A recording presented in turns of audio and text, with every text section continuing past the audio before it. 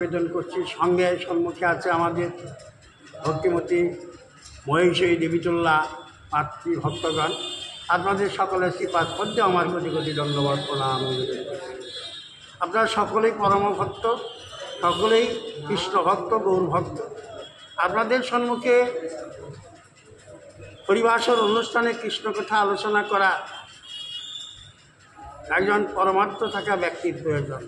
আমি একজন নিঃস্ব এবং প্রতিদিন কোনো ভজন সাধন কোনো কিছু আমার নেই, তবু আপনাদের কোনো দিনের কোনো যুগের কৃপা ফলে আজ হয়তো আপনাদের সম্মুখে কৃষ্ণকথা আলোচনায় বসেছি। আর এখানে আমাদের কলিযুগের একমাত্র পরম ধর্ম, পরম নাম হয়েছেন হরির নাম। হরির নাম, হরিনামেই কলিজীবের ত্রাণকর্তা, হরিনামেই কলিজীবের ত্রাণ হবে, কলিজীব উদ্ধারপ্রাপ্ত হবে।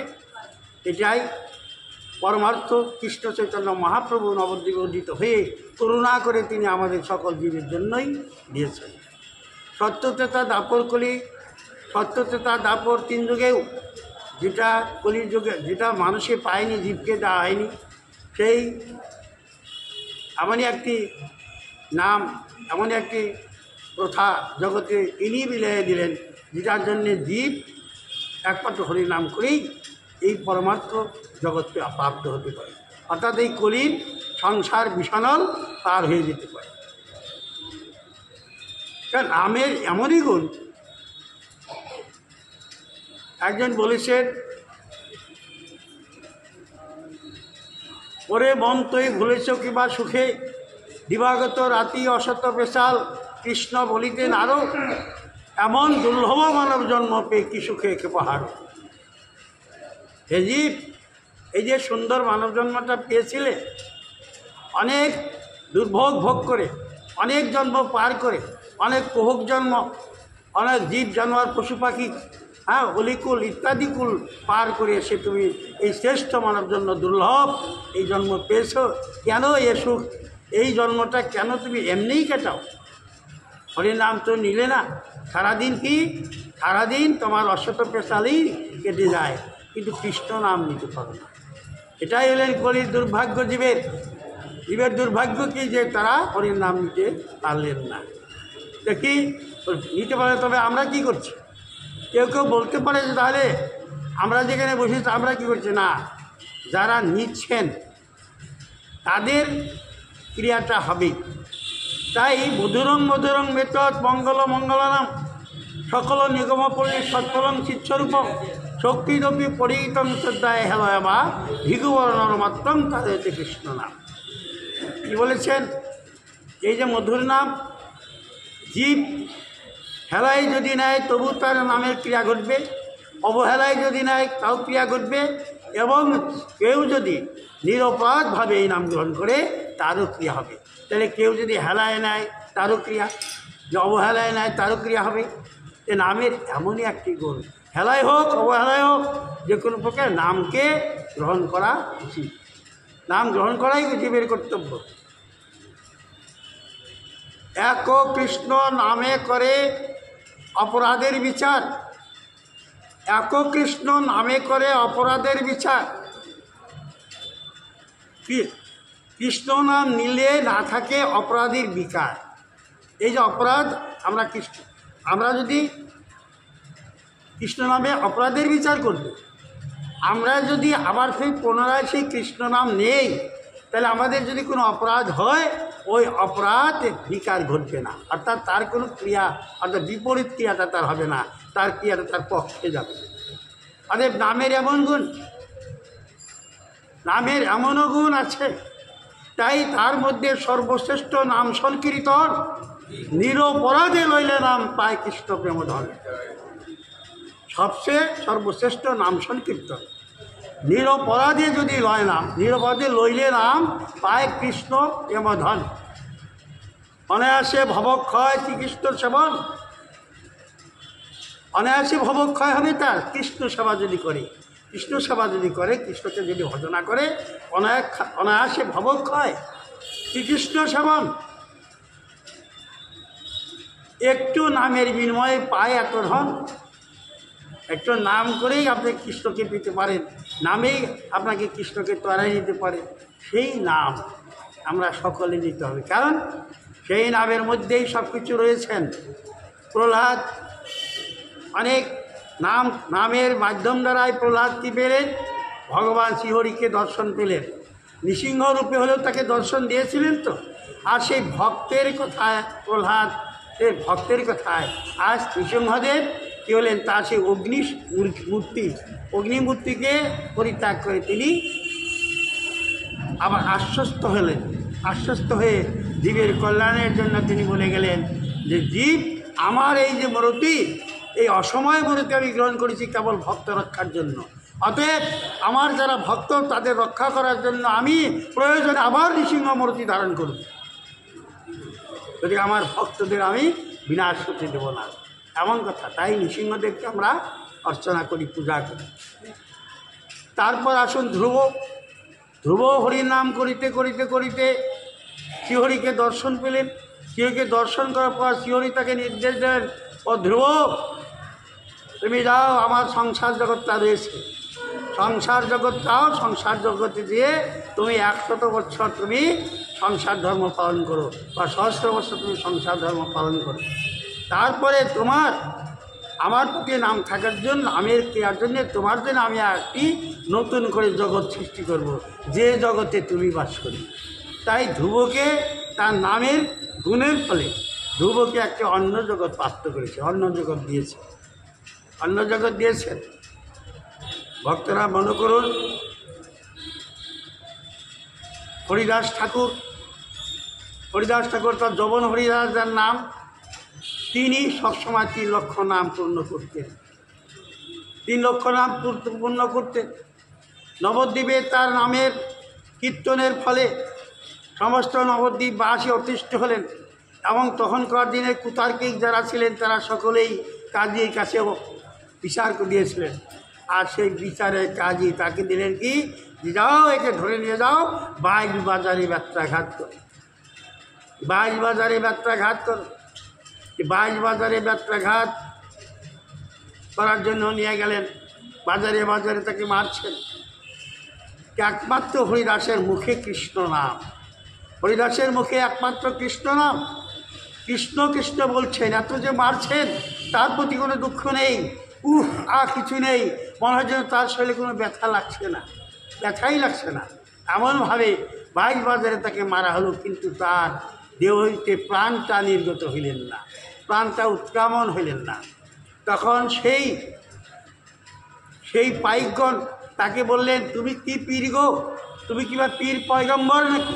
ওদের ভাষায়, যে তুমি 1 বাজারে মারলেই সে মানুষ মরে যায়, আর তোমাকে 22 বাজারে মারলাম তবু তুমি মরছো না, আমাদের সকলের গর্দান যাবে। তুমি যদি না মারো, তোমাকে যদি মারতে না পারি, তাহলে আমাদের তো গর্দান যাবে, আমাদের পুত্রকন্যা যারা আছে তারা অনেক দুঃখ করতে হবে, তাদের ভরণ পোষণে কষ্ট হবে। কাজেই তোমাকে মারতে পারলাম না, আমাদের সকলেরই মুণ্ডচ্ছেদন করবে, মুণ্ডচ্ছেদ করবে ওই কাজ। তাহলে তোমাদের এত দুর্দশা ঘটবে? তোমাদের যদি অত দুর্দশাই ঘটে তাহলে যাও, তাহলে আমি মরে যাই,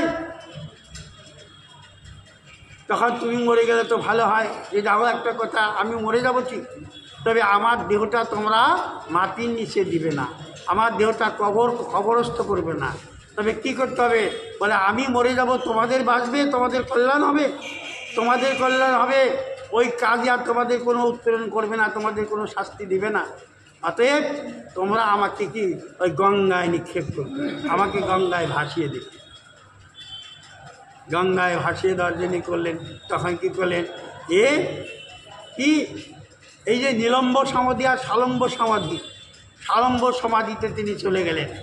দেখলেন তার প্রাণ বায়ুটা লড়ছে কিনা, শ্বাস প্রশ্বাস বইছে কিনা, কোনো কিছু নাই, এটা চলছে না, কোনো কিছু নাই। এমন যখন দেখলেন তখন তাড়াতাড়ি করে তাদের ওই সব দেহটাকে পাইকগণ কী করেন? গঙ্গায় নিক্ষেপ করলেন। গঙ্গায় ভাসতে যাচ্ছেন, কিন্তু এই যে সালম্ব সমাধিতে রইলেন, গঙ্গায় ভাসতে চলে যাচ্ছেন, কিন্তু তার মুখে কিন্তু হরির নাম, কি হরির নাম? কৃষ্ণ কৃষ্ণ কৃষ্ণ কৃষ্ণ বলছেন। ভাসতে ভাসতে ভাসতে যেতে যেতে যখন অদ্বৈত আচার্যের ঘাট, সুনামধন্য অদ্বৈত আচার্যের ঘাটে যখন পৌঁছে গেলেন, ওই মুহূর্তে দেখুন অদ্বৈত আচার্য গঙ্গায় অবগাহন করতে নেমেছেন, গঙ্গায় স্নান করতে নেমেছেন। স্নান করে যখন স্নান করছেন, তার কানে ভেসে আসলো কৃষ্ণ কৃষ্ণ কৃষ্ণ। কে বলে? এই গঙ্গার ঘাটে কে কৃষ্ণ নাম বলে? দেখি একটি শবদেহ ভেসে যাচ্ছে, ওই শবদেহের মধ্যে কৃষ্ণ নাম হচ্ছে। অদ্বৈত আচার্য চিন্তা করলেন, শবদেহে কৃষ্ণ নাম? সব দেহ তো নীরব থাকবে, দেহে যদি প্রাণ না থাকে সে ডুবে যাবে। হ্যাঁ, আর সে ডুবে যায়নি, না ডুবে সে ভাষ্যমান হয়ে আছে। আর তার মুখে কৃষ্ণরাম যখন কাছাকাছি আসলেন, ওই সব দেহটাকে খুললেন, ধরার পরে দেখে সব দেহের ভিতরে কৃষ্ণ নামটা আছে। কৃষ্ণ কৃষ্ণ শব্দ হচ্ছে। এই কৃষ্ণ কৃষ্ণ শব্দ যখন হচ্ছে, তখন অদ্বৈত চিন্তা করলেন, না জানি কোনো মহাপুরুষ, না জানি কোনো দৈব জ্ঞান থাকা ব্যক্তি, যার মৃত্যুর পরেও তার দেহের ভিতর থেকে হরির নাম বয়ে যাচ্ছে, হরিনাম বইছে, হরিনাম কীর্তন হচ্ছে। তুলে আনলেন, দেখে সারা শরীরটা তার বরফের ন্যায় ঠান্ডা হয়ে গেছে। গঙ্গায় ভিজাচ্ছেন তো, তাই ঠান্ডা, তার দেহে কোনো বোধশক্তি নেই। শ্বাস বইছে কি না বইছে তা বোঝা যাচ্ছেন না, কিন্তু মুখে তার ওই নামটুকু উৎস্ফলিত হচ্ছে। অনেক সময় অদ্বৈত আচার্য তাকে সেবা শুশ্রূষা করলেন, অনেক অনেক অনেক সময় সেবা শুশ্রূষা করার পর এক সময় তার কী হলেন? তার বোধগম্য আসলেন, জ্ঞান চৈতন্য হইলেন, জ্ঞান চৈতন্য উদিত হইলেন। জ্ঞান চৈতন্য উদিত হওয়ার পর আজ আমার অর্থাৎ হরিদাস যিকে আপনার অদ্বৈত আচার্য জিজ্ঞাসা করছেন, তুমি কে গো? তুমি কে? কোত্থেকে তুমি এসেছো? কোথায় তোমার গৃহ বাসস্থান? বললেন, প্রভু আমাকে যবন হরিদাস বলে, সবাই আমাকে যবন হরিদাস বলেই জানে। আমি জগতের অধম, জগতের নিচ, আমি কোনো কল্যাণকামী ব্যক্তি নই। তবু আমি কৃষ্ণর নামটাই কেবল আমার সম্বল করেছি, আর কিছু নাই, আমার কাছে কোনো কিছুর দরকার নেই। আমার নাম যবন হরিদাস। তুমি যবন নও, তোমার সব দেহের মুখে যার বদনে কৃষ্ণ নাম, সে যবন হতে পারে না। তাই অতর্যাকে তাকে তার সঙ্গে আলিঙ্গন করে তাকে নিয়ে গেলেন, বাড়িতে নিয়ে গেলেন। বললেন, হরিদাস আজ হতে তুমি আমার এখানেই থাকবে, আমার এখানে প্রসাদান্ন তুমি গ্রহণ করবে। হরিদাস 2-3 দিন রইলেন, থাকার পর বললেন, আচার্য ঠাকুর আপনার কাছে আমি একটি নিবেদন রাখি। আমার একটি নিবেদন। বলে কি? আমি এখানে বিভিন্ন আপনার ভক্তবৃন্দ যারা আসছে, তাদের জন্য আমি পূর্ণভাবে আমার এই নাম, আমি 3 লক্ষ নাম পূর্ণ করতে পারছি না। তাই যদি আপনি অনুমতি করেন, আমি ওই ফুলিয়া গ্রামে কোনার ভিতরে গঙ্গার পারে আমি একটি বাসস্থান তৈরি করে আমি সেখানেই হরির নাম করব, আমি কৃষ্ণ নাম গাই। আচার্য বললেন, ঠিক আছে হরিদাস, তোমার যখন নাম পূর্ণ হচ্ছে না, তবে তুমি পূর্ণনাম করার জন্যে তুমি ফুলিয়াতেই তুমি থাকো। তাই হরিদাস আচার্য কী করেছেন? ফুলিয়া গ্রামে একটি পর্ণকুটির তৈরি করেছেন, বিভিন্ন প্রকারের শন ঘাস খ্যাট দিয়ে একটি পর্ণকুটির তৈরি করেছেন। আর সেই পর্ণকুটির ভিতরে থাকেন। আর যখন প্রসাদ হয়, ওই প্রসাদটাকে কিঞ্চিত প্রসাদ হরিদাসের জন্য অদ্বৈত আচার্য পাঠিয়ে দেন। এইভাবে হরিদাস দীর্ঘকাল, সেই দীর্ঘ সময় ওই পুলিয়া গ্রামে থেকে তারপরে হরে কৃষ্ণ নাম সংকীর্তন করিতে থাকলেন। এক সময় কিছু কিছু ভক্ত তার ওই নাম কীর্তন শ্রবণ করার জন্য যায়, নাম কীর্তন শ্রবণ করার জন্য যায়। তাই ভক্তরা ডেকে বললেন, ঠাকুর আমাদের একটা নিবেদন, তোমার এখানে আমরা বসে তোমার নাম শুনি, কিন্তু তোমার এখানে বসলেই আমাদের শরীরে জ্বালা অনুভব হয়, নামটা আমরা পূর্ণভাবে আনন্দপূর্ণভাবে গ্রহণ করতে পারি না। নিশ্চয় তোমার এই জায়গাটার নিচে কেউ আছে, কেউ বসবাস করছে, যার জ্বালায় আমরা এখানে বসে থাকতে পারছি না। তোর কী আসতে পারে বলো দেখি। ভক্তগণকে বলেন, বলো তো কী থাকতে পারে? তখন বলে, কোনো বিষধর সাপ আপনার এই কুটিরের নিচে আছে, আর সেই সাপের বিষের যন্ত্রণায় যেটা, সেই যন্ত্রণায় আমরা উষ্ণতা তার গরম পাচ্ছি, যার দরুন আমরা বসে থাকতে পারি না, আমাদের কষ্ট অনুভব হয়। তখন হরিদাস বলেন, তাই যদি হয় তাহলে দেখা যাক, যদি কোনো বিশেষ ব্যক্তি যদি থাকে, আমি বলছি যে সেই বিশেষ ব্যক্তি যেন আমার নাম সংকীর্তন করার, শ্রবণ করার ভক্তদের জন্য তার বিষের জ্বালা না করে, তার জন্য আমি অনুরোধ করছি সে যেন এখান থেকে চলে যায়। তা না হইলে আমি ফুলিয়া গ্রাম ত্যাগ করে অন্য গ্রামে চলে যাব, আমার এই বাসায় আমি করি। দেখেন, সেই নিচে কর্ণকুটিরের নিচে একটি বিষধর সর্প সেখানে বাস করতে। বিষধর সর্প হরিদাস ঠাকুরের নাম শ্রবণ করতে, ওই বিষধর সর্পটা নাম শ্রবণ করে করে তিনি দিন কাটাতেন। কিন্তু তার যেটা বিষধরের যেটা ক্রিয়া, সেই ক্রিয়াটা ভক্তরা আসলেই তার সেই বিষধরের ক্রিয়াটা প্রকাশিত হতেন, যার ফলে ভক্তরা কীর্তন শুনতে তারা আনন্দ পেতেন না। তখন সন্ধ্যার আগ মুহূর্ত সময় হয়েছে, তাই আজ হরিদাস ঠাকুর নাম করছেন। নাম করার সময় সে বেরিয়ে এসে হরিদাস ঠাকুরকে কী করেছেন, তার মাথাটাকে নিচে নামিয়ে প্রণাম করে হরিদাস ঠাকুরের চারদিকে পরিক্রমা করছে। কোনো ভক্ত নাই, কেবল হরিদাস চারদিকে পরিক্রমা করছে। আর সর্ব পরিক্রমা করে সর্পটাকে প্রণাম করছে। দেখে গিয়ে হরিদাস ঠাকুর ওই সর্পের নয়ন দিয়ে নয়ন বাড়ি পরিচয় হচ্ছে।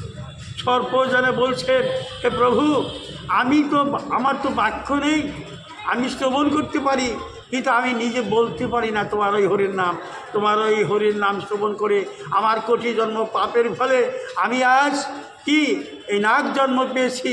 আমি আজ নাগ জন্ম গ্রহণ করে, আমি এই সাপের জন্য সর্প জন্ম গ্রহণ করে আমি তোমার নাম শুনছিলাম, কিন্তু সত্যিকারে আমার যে বিষানল, তার উষ্ণতায় তোমার ভক্তরা থাকতে পারে না।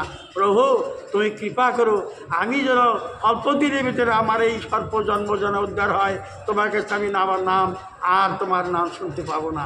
প্রভু, তাই আজ সর্পটায় নয়নবাড়ি ছেড়ে দিয়ে রোদন করে তাকে হরিদাস ঠাকুরকে প্রণাম করে দেখলেন হরিদাস ঠাকুর চলে যাচ্ছে, সর্প চলে গেলেন।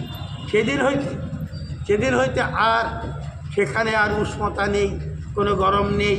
সকল ভক্তরা হরিদাস ঠাকুর নাম কীর্তন করে সকলেই সেখানে শ্রবণ করছে। এইদিকে গদাধর পণ্ডিত মহাপ্রভু একদিন গঙ্গা অবগাহন করতে গিয়েছেন, আর সেখানে গদাধর পণ্ডিত উপস্থিত একসঙ্গে স্নান করছেন।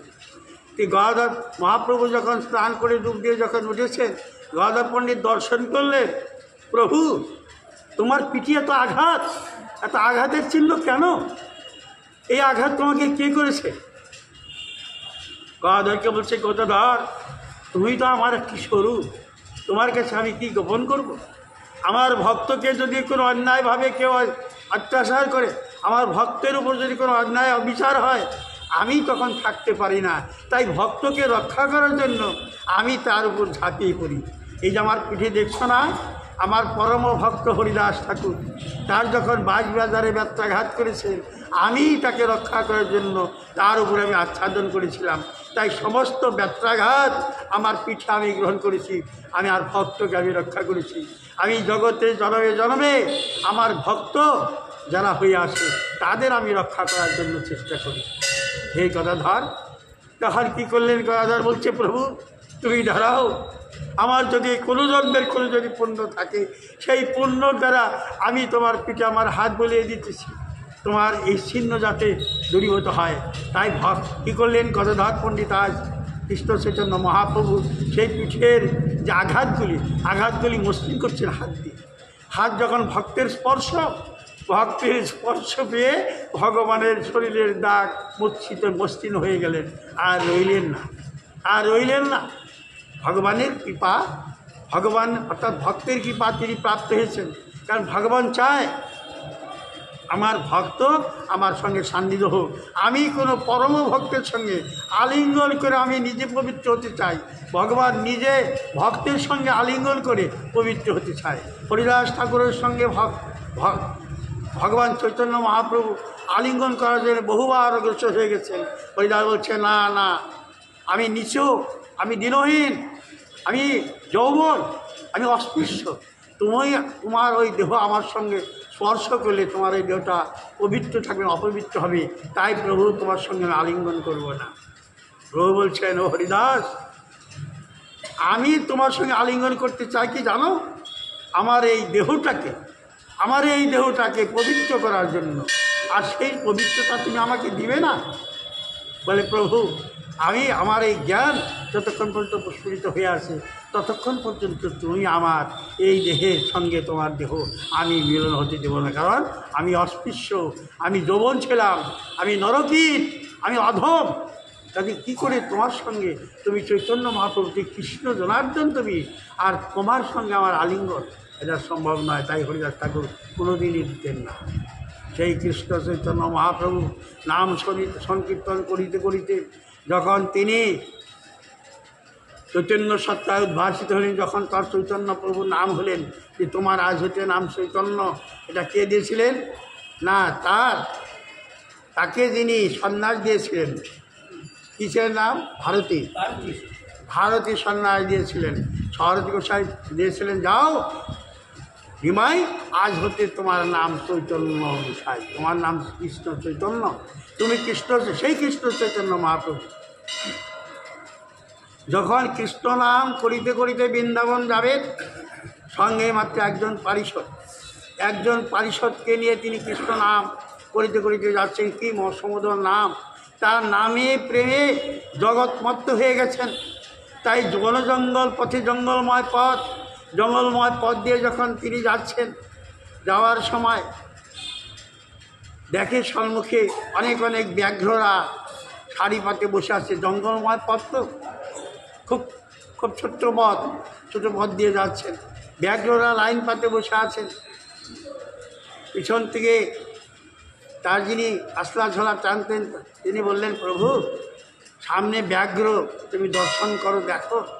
বলছি, দেখো, আমি সবটাই দেখছি, আমি সবাইকে দেখছি, তুমি কারো দিকে তাকায়ও না, কেবল রাস্তার দিকে এসো, রাস্তা দিয়ে আসো। তাই মহাপ্রভু উদণ্ড নৃত্য করিতে করিতে, কৃষ্ণ নাম গাইতে গাইতে তিনি চলেছেন সেই কণ্টকময় পথ দ্বারা চলছেন। চলতে হঠাৎ করে একটি ব্যাঘ্রের গায়ে তার চরণ স্পর্শ হয়ে গেল। চরণ স্পর্শ হওয়ার সঙ্গে সঙ্গে এই ব্যাঘ্রটায় কৃষ্ণ নাম করিতে তার সঙ্গে হরিনাম করিতে তিনিও নৃত্য করিতে লাগলেন। কৃষ্ণ চৈতন্য মহাপ্রভুর সঙ্গে আজ ব্যাঘ্র নৃত্য করছেন। যে সকল ব্যাঘ্ররা ছিলেন সেখানে, সকল ব্যাঘ্ররাই নৃত্য করছেন। কৃষ্ণ নাম তাদের মুখে বইছেন। তারা ভালো করে উচ্চারণ করিতে পারে না, কিন্তু অনুভব পেতেছেন যে মহাপ্রভুর সঙ্গে সঙ্গে তারাও কৃষ্ণ নাম করছে। হ্যাঁ, এমন নাম শ্রুতিমতো নাম হচ্ছে। এমন সময় দেখে কতগুলি হরিণও তাদের কাছে আসলেন। হরিণরাও মাথা উঁচু করে তারা দর্শন করছেন, কৃষ্ণ চৈতন্য মহাপ্রভুকে দর্শন করে তারাও যেন এমনভাবে নৃত্য করছেন, তারাও যেন হরিনাম করছেন এমনভাবে হরিনাম। দেখুন, ব্যাঘ্র আর হরিণ উভয় বিপরীত। হরিণ কি তৃণ খায়, আর ব্যাঘ্ররা মাংস খাবে। আজ বাঘে হরিণে এক জায়গায় থাকতে পারে না, কিন্তু সকলে হরিণ আর ব্যাঘ্র একসঙ্গেই পথপ্রান্তে চলছে, একসঙ্গে কেউ কারো দিকে তাকাচ্ছেন না। সকলেই কৃষ্ণ চৈতন্য মহাপ্রভু ওই নামের সঙ্গে সঙ্গে তারা নৃত্য করছেন। নৃত্য করিতে যখন সেই বনপথ প্রায় শেষ, বনপথটা যখন প্রায় শেষ হয়ে গেল, তখন ফিরে তাকিয়ে বলছে, ওরে ব্যাঘ্র,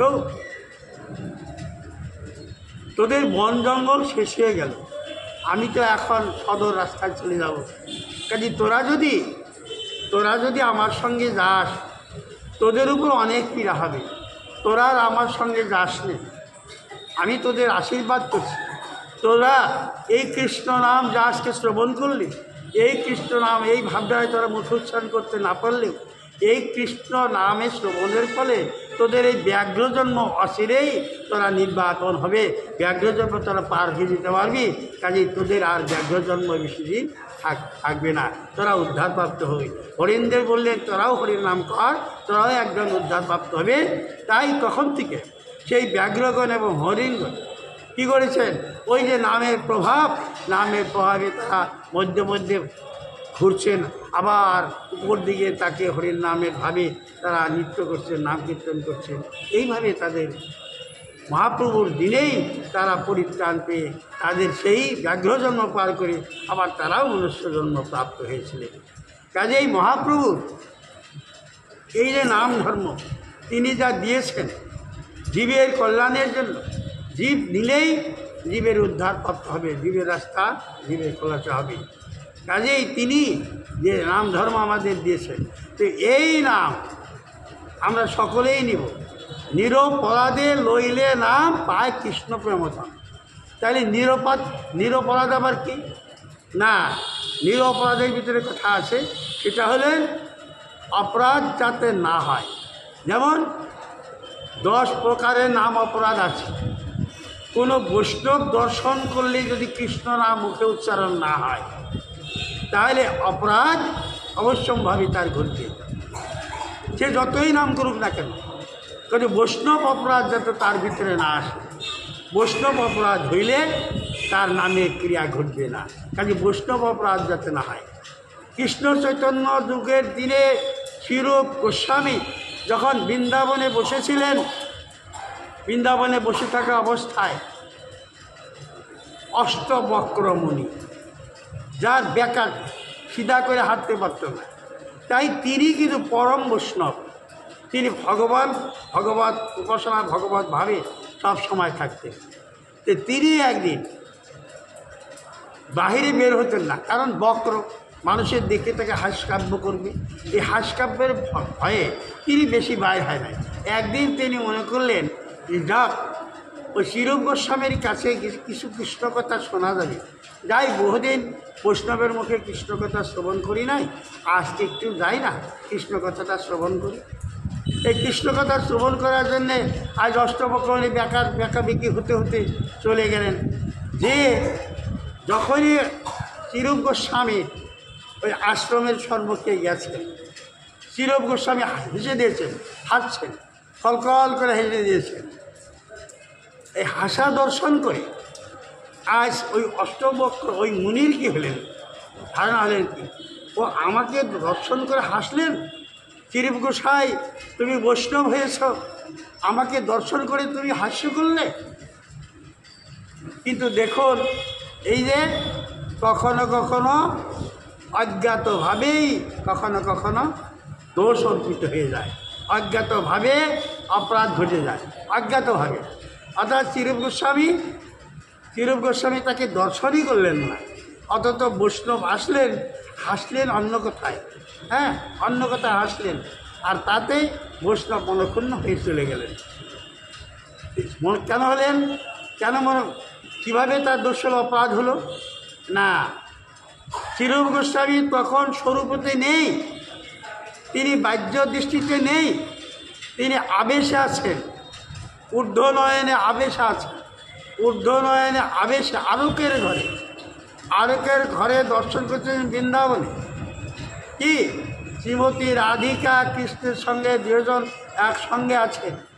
রাধিকা বলছেন প্রভু এই সুন্দর ডালিম গাছে দেখো কি সুন্দর ফুল ধরেছে, আবার কীরকম সুন্দর ডালিম পেকে আছে, আমাকে একটা ডালিম পেরে দাও না। কৃষ্ণ বলছেন দেখো তোমাকে সবসময় তোমার হুকুম আমি মানতে পারবো না, তুমি যদি ডালিম খেতেই চাও আর ফুল যদি তোমাকে লাগেই, তুমি নিজে চয়ন করো, নিজে চয়ন করে নিয়ে তুমি গ্রহণ করো।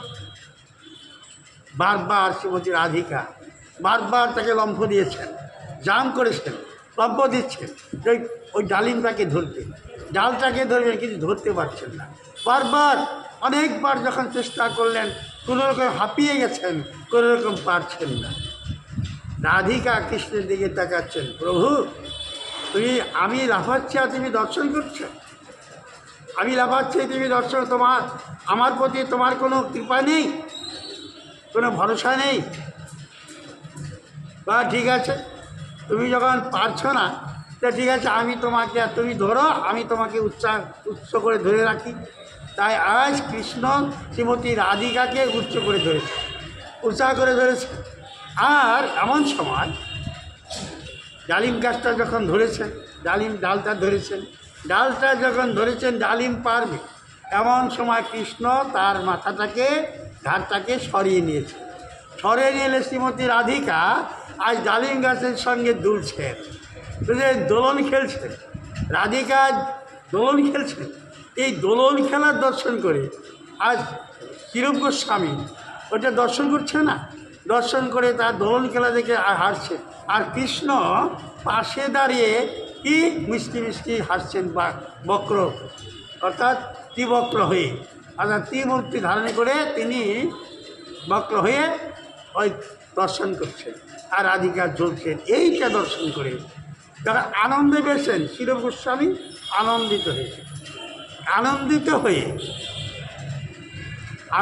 হয়ে তিনি হেসে দিয়েছেন। আনন্দ হলে তো হাসবেই, কিন্তু খলখল করে হাসছে। আর কী দর্শনই করছে, শ্রীমতী ডালিম গাছের সঙ্গে দুলছেন, দোল খেলছে, আর কৃষ্ণ পাশে দাঁড়িয়েছে। এই যে হেসে দিলেন, অজ্ঞাত অপরাধ ঘটে গেল। কি যখনই হাসলেন, হাসার পরে ওই যে অষ্টবক্র যখন মনের দুঃখে চলে গেলেন, এমন সময় কেউ আরকের ঘর থেকে রাধাও নেই, সেই কৃষ্ণও নেই। রাধা কৃষ্ণের যে ডালিম পাড়াটা আর দেখলেন না। ডালিম পেড়ে যে দিলেন, ডালিম পাড়া দেখলেন না, গাছের ডালে ঝুলতেই লাগলেন। তাই কিরূপ গোস্বামী তখন বাহ্যজ্ঞান ফিট হল, আমি কি দর্শন করলাম, কেন বা আমি সেই পূর্ণরূপ দর্শন করতে পারলাম না, সেই ডালিম পাড়তে তো আমি দেখলাম না। কৃষ্ণ পরে কি করলেন, রাধিকাকে কেমনভাবে নামালেন, কীভাবে তারা ডালিম পারলেন, সেই রূপ তো আমার দেখা হলো না। তাই দুঃখ কেন এরকম হলো। আর কিরূপ গোস্বামী রোদন করতে কান্না করেছে, হে প্রভু দয়াময়, তোমার এই স্বরূপ, এই যে লীলা, এই যে মহৎ লীলা, এই লীলা দর্শন আমি করতে পারলাম না পূর্ণভাবে। আমার কোথায় অপরাধ ঘটে গেল, কোথায় আমার অপরাধ হলো, কেনই বা আমি দর্শন করতে পারলাম না। এইভাবে তিনি আফসোসের ঘরে কিরূপ গোস্বামী সবসময় দীনভাবে তিনি রোদন করছেন, কান্না করেছেন। একদিন আর দুদিন পর আবার সেই বক্রমণির সঙ্গে দেখা হয়েছে, অষ্টবক্রের সঙ্গে দেখা হয়েছে। দেখা হলে বলছেন, তুমি কেন অষ্টবক্র, তুমি কেন আমার আশ্রমে কেন যাও না, তোমাকে অনেক দিন দর্শন করি না। বলে কি যাবো প্রভু, তোমার সেদিন এই পরশু দিন তোমার আশ্রমে গিয়েছিলাম, আর তুমি আমাকে দর্শন করে সঙ্গে সঙ্গে হাসলে, এমনভাবে অট্টহাসি হাসলে। আমি বক্র, আমি কুৎসিত, আমি ময়লা, আমি দেখতে কোনো সুন্দরতা নেই, কিন্তু আমি তো কৃষ্ণ ভজন, কৃষ্ণের ভক্ত একজন। আমি ভক্ত না হলেও আমি কৃষ্ণ ভজন তো করি, তবু তুমি আমাকে দেখে এমনভাবে উপহাস করলে, আমাকে দিয়ে রহস্য করে হাসলে। রূপ গোস্বামী বললেন, হে বক্র, তোমাকে আমি কি বলবো, আমি তো তোমাকে দর্শন করিনি, তুমি তো পরশুদিন আমার কাছে আসোনি, আমি যে তোমাকে দর্শন করিনি। বলে কেন তুমি হাসলে? বলে এই তখন বলে আমি তো হেসেছিলাম, দেখো আমি সেদিন প্রকৃতস্থ নই, আমি বাহ্যজ্ঞানে ছিলাম না, আমি আবেশে আমি বুদ্ধ নয়নে আমি বোধিভাবে আমি সেই স্বয়ং কৃষ্ণ এবং রাধার তাদের যেটা কর্মলীলা, সেই লীলা দর্শন করিতেছিলাম। তাই যখন আমি হাসলাম, হাসার পরে সেই লীলা আমি পূর্ণভাবে দর্শন করিতে পারিনি। তাই তুমি কি কোনো মনোদুঃখ? হ্যাঁ, আমি অনেক কষ্ট সেদিন পেয়েছি, আমি কষ্ট মনে করে তোমার এখান থেকে আমি চলে গেছি। বলে এইটাই আমার অপরাধ, এই অপরাধের জন্যে, বৈষ্ণব অপরাধের জন্যে আমি আমার সেই স্বরূপত লক্ষণ যেটা কৃষ্ণ রাধাকৃষ্ণের যেটা পরের যুগলটা আমি আর দর্শন করতে পারিনি। সেই ডালিম পারলো কি না, কীভাবে পারলেন সেটা আমার দর্শন হয় নাই। তাই অষ্টবক্রের কাছে করজোড়ে প্রার্থনা করলেন, অষ্টবক্র, তুমি আমাকে তোমার সেই অপরাধ হইতে আমাকে মুক্তি দাও। তোমাকে আমি দর্শন করে তোমার প্রতি আমার কোনো হেয় জ্ঞান হয়নি। আমি তোমার প্রতি আমি অজ্ঞাতভাবে আমি হসিয়েছিলাম, আর ঠিক ওই মুহূর্তে তুমি এসেছিলে, এটাই তুমি আমার বৈষ্ণব অপরাধ ঘটে গেল। তখন অষ্টবক্র তার প্রতি কৃতার্থ হয়ে বললেন, ঠিক আছে, আমি তোমার প্রতি যে আমার যেটা ছিলেন, ক্রোধ ছিলেন, সেই ক্রোধকে আমি সম্বোধন করলাম। হ্যাঁ, আর তোমার কৃষ্ণপ্রীতি আবার জন্ম, তুমি আবার রাধাকৃষ্ণর সেই মিলিত তনু, অর্থাৎ রাধাকৃষ্ণের সেই যুগলমূর্তি তুমি দর্শন করো। এই কথা বলেই সেখান থেকে অষ্টবক্র চলে গেলেন।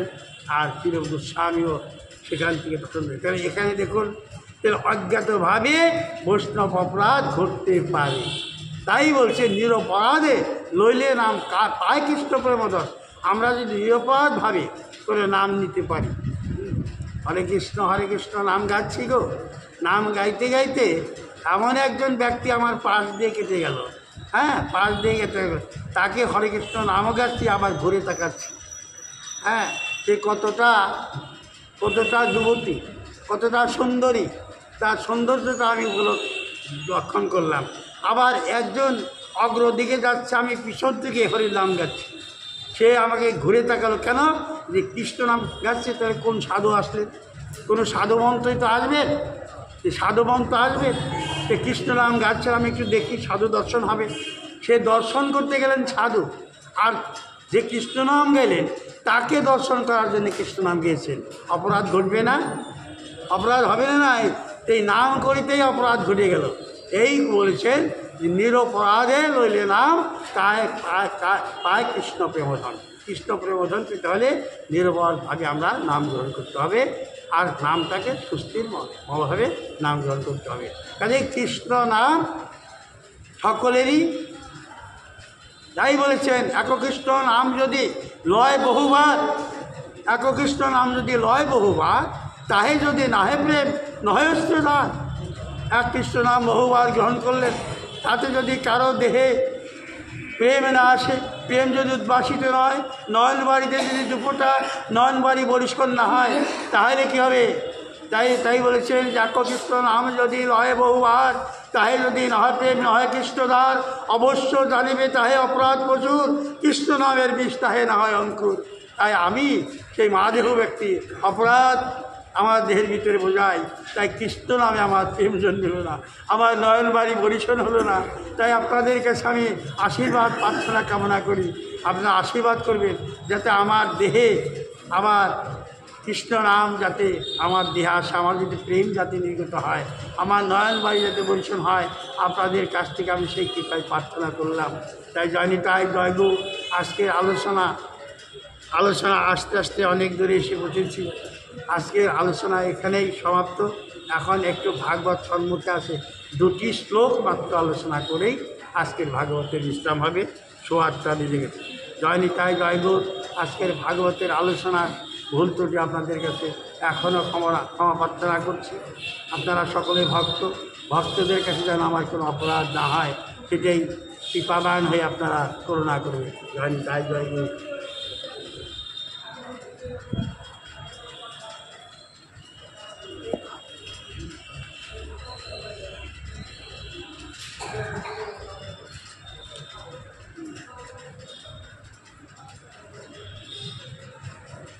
নিজ সম সখা সঙ্গে গগন চরণ রঙ্গে বৃন্দাবনে সচ্ছন্দ বিহার, যার বেনু ধ্বনি শুনি স্থাবর জঙ্গম প্রাণী পুলক কম্প অশ্রু বহে ধার। বলেছে নিজ সম সখা সঙ্গে, নিজের সখাগণকে সঙ্গে নিয়ে কী করেছেন? আজ কৃষ্ণ কী করেছেন?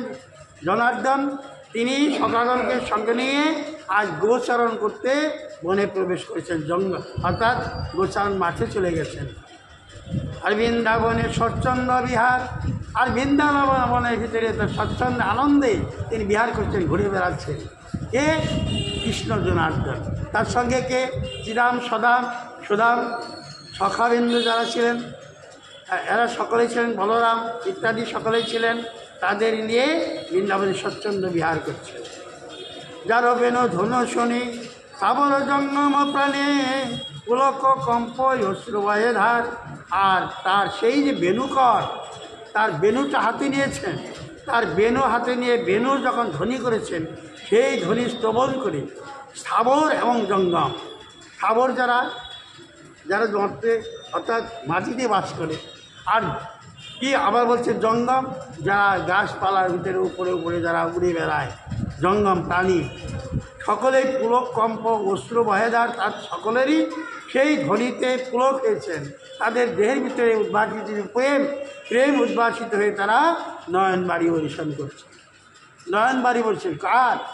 আজ খাবর যারা আছেন এবং জঙ্গম প্রাণীদের সকলেরই কৃষ্ণের যে বংশীধ্বনিতে, তাই কী করেছেন?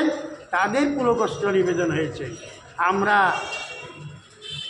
এই কৃষ্ণের বংশীধ্বনি এখনও এখনও কোনো কোনো ভক্তের কানে বাজে। আমাদের কানে বাজো গান, আমার কানে বাজো গান, ভক্ত আছে এমন ভক্ত, সেই ভক্তদের কানে এখনও এই বংশীধ্বনি বাজতেছেন।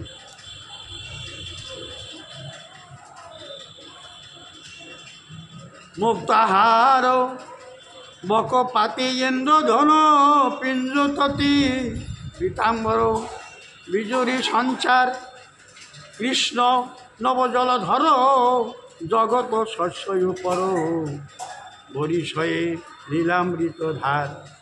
তাই মুক্তাহার বকপাতি ইন্দ্রধনু পিঞ্জততি, তার মানে যে সকল ব্যক্তিরা, যে সকল ব্যক্তিগণ ইন্দ্রধনু পিঞ্জততি অর্থাৎ ইন্দ্রধনুকে পীতাম্বর বিজুলি সঞ্চার, তার মানে মুক্তের মতো তার উজ্জ্বলতা এবং বকপ্রীতি, যার পৃষ্ঠে আপনার এটাকে কী বলে, পৃষ্ঠে যে কৃষ্ণের পৃষ্ঠে থাকে যেটা ওম লেখা থাকে, যে এ থাকে, এবং ইন্দ্রের যেরকম ধনুই তার কাছে, ইন্দ্রের কাছে পিঞ্জ, অর্থাৎ পিঞ্জ মানে ততি পীতাম্বর বিজলি সঞ্চার। আর সেই তার রূপ এবং তার মুক্তার মতো তার সমস্ত কিছু দর্শন করে তার বিজলি যেন সঞ্চারিত হচ্ছে।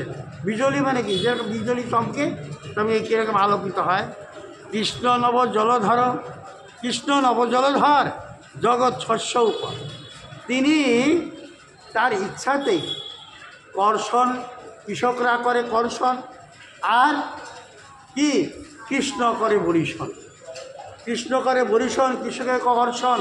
কর্ষণ করিলে ফসল ফলবে না যদি উপর থেকে বরিশন না হয়।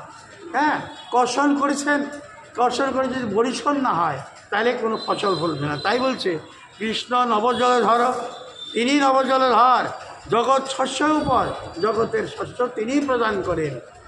আরে কি বরিশয়ে লীলামৃত ধার, আর উপরে থেকে তিনিই বরিশন করে লীলামৃত ধারা, যে ধারার দ্বারা এই জগতের শস্য উৎপাদন হয়।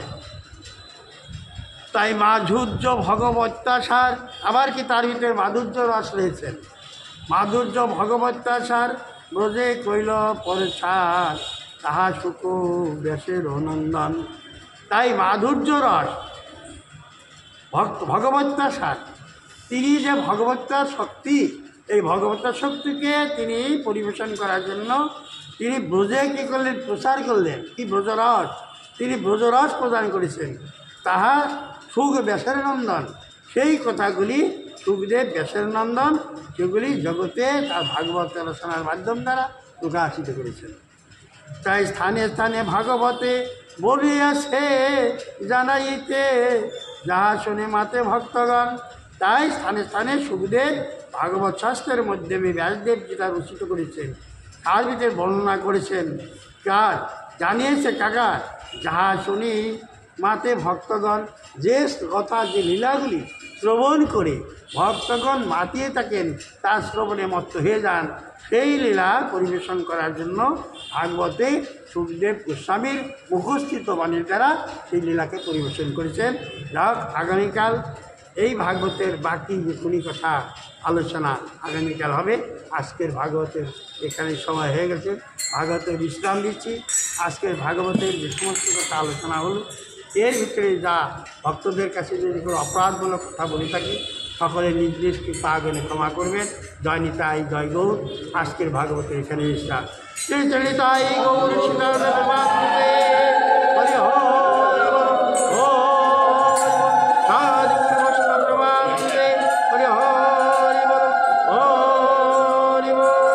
অমল পুরাণ ভাগবত কি, अमल पुराण भागवत की, श्री कृष्ण चैतन्य महाप्रभु की, तुलसी देवी की, कृष्ण चैतन्य महाप्रभु की, नित्यानंद प्रभु की, अद्वैत आचार्य की, गदाधर पंडित की, शिवास पंडित की, आज के भक्तबिंदु की, श्रुति मंडली की, भागवत गीता की, जार गुरु प्रेमानंदे हरि हरि बोलो। जय ताई जय गुरु। এটা চালু আছে, আছে তো, হ্যাঁ।